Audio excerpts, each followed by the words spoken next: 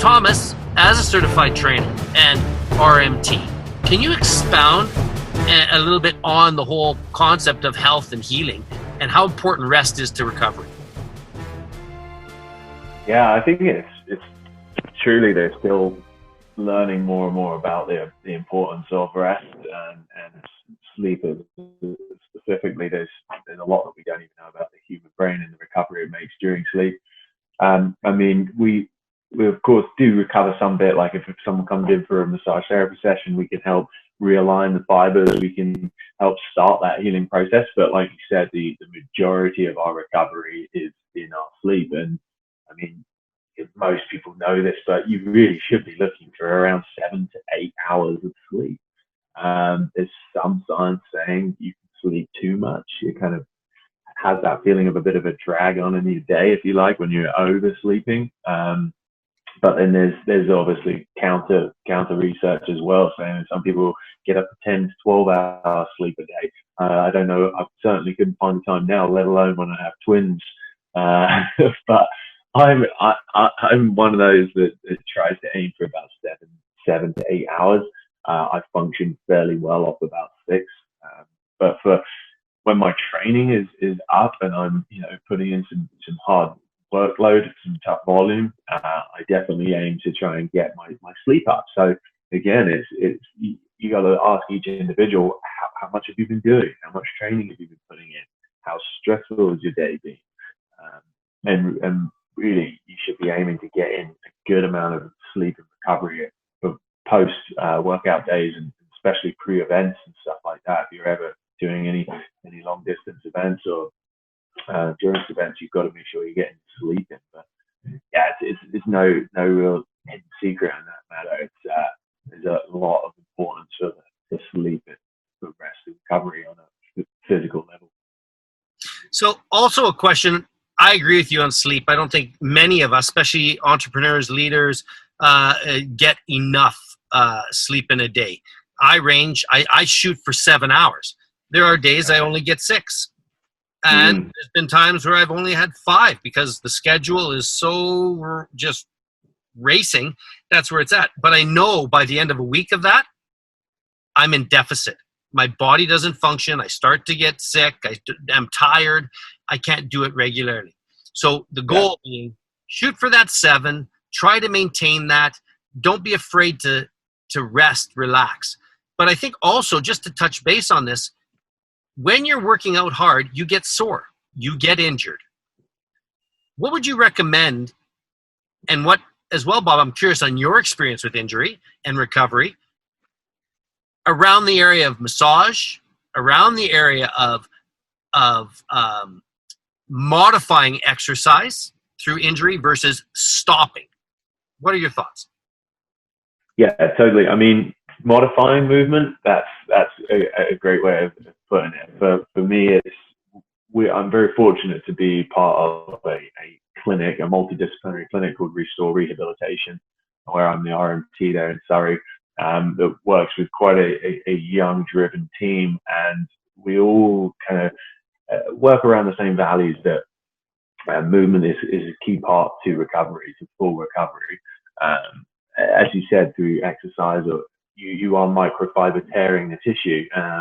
When we injure the tissue, take it a step further, maybe a strain or a sprain, you have to give your body that time to rest. That acute phase, maybe 3 to 5 days.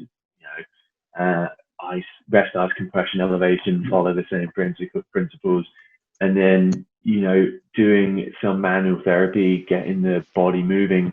And it's important to keep that movement within the pain-free limits, right? So if you have got a bit of a bicep strain, you're certainly not going to go loaded initially.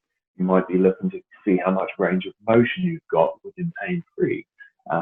You're going to test that and start to move that. And then eventually, when you're getting nearer to full range of motion, you might be doing some active stretches. So you're actually assisting in holding that. And then eventually you'll progress into doing some maybe eccentric strengthening with just resistant bands, where eccentric is the lengthening phase of the muscle. So when we're extending the elbow before we jump into like concentric or isometric strengthening. So there is definitely phases of that. So it's important to reach out to somebody or find it, a health professional that knows what they're doing, that knows what grade of injury that you have. So it's important that you're addressing it the best way. But it's kind of old science where we just say rest and don't do anything. Like, for instance, with whiplashes, we used to put on a neck brace, right? And then 6 weeks, 8 weeks of the neck brace would come out and they barely move because they've just basically completely atrophied those supporting phasic muscles there, or tonic muscles of the neck, and they're just kind of stiffen themselves up even more. Now we get whiplash. Obviously, we assess for the transverse ligament in the neck, make sure things are safe there, and then we get them see where their movement's at. And you have to really keep movement as a key part of recovery, but within your pain-free movement, and making sure you're doing that safely with a health professional. Yeah, that's key. And to touch back on the sleep part, because I didn't really provide any groundbreaking knowledge or information, but regarding to like uncommon truths with sleep, I think the importance of having a pre-sleep routine is vital, and that might be different for everyone, but it's highly important to look at, are we out of technology for maybe 60 minutes before? Put your phones away for 60 minutes before. You want to kind of really dampen down the alarm systems. So I don't really like to have my phone away, or at least in a drawer or face down, so there's no blue light. I love sleeping in a really dark room. Some people like to do a stretching before bed, or some meditation before bed, something to really slow you down. Some prayer before bed, whatever that may look like. So a pre-bed routine is vital to having good sleep, so that we actually access the deeper REM sleep, which really is where we hit great recovery time. Some people say, oh, I slept 7 hours, but if you go through like my Garmin Fenix watch, I can go into my app and it can show me what phases of sleep, depths of sleep that I was in. So sometimes the sleep isn't as good as we hope for. I think a pre-sleep routine may help people with that. How about you, Bob? What are your thoughts on that? Not much, gents. This is actually very inspiring for me personally. I remember a story Zig Ziglar told many, many years ago. He was 50 years old. He had just come very, very close to bankruptcy, and he was grossly underfit, we'll call it. And he decided to make some life changes about 50 years old. And in terms of recovery, what he decided to do was go out. Because he traveled a lot, he was a salesperson. He decided to simply walk around the hotel room that he was in. And it was really cold out where he was. So he just simply said, I'm going to walk back and forth in this hotel room 20 times tonight.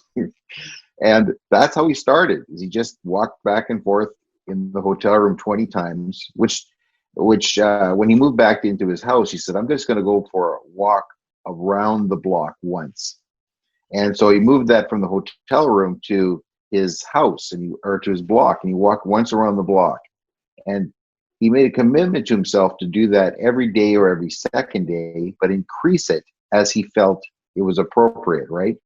And pretty soon, he was walking many blocks, which turned into running. And then he became like a long-distance runner process. So lots of people out there that they get discouraged when their current reality, they want to go and get fit, and then they try something that's a bit too much for them. So I'd say one of the uncommon truths about this is that you have to start small, start with baby steps, move forward, don't hurt yourself, and rejoice and celebrate the small incremental improvements you make.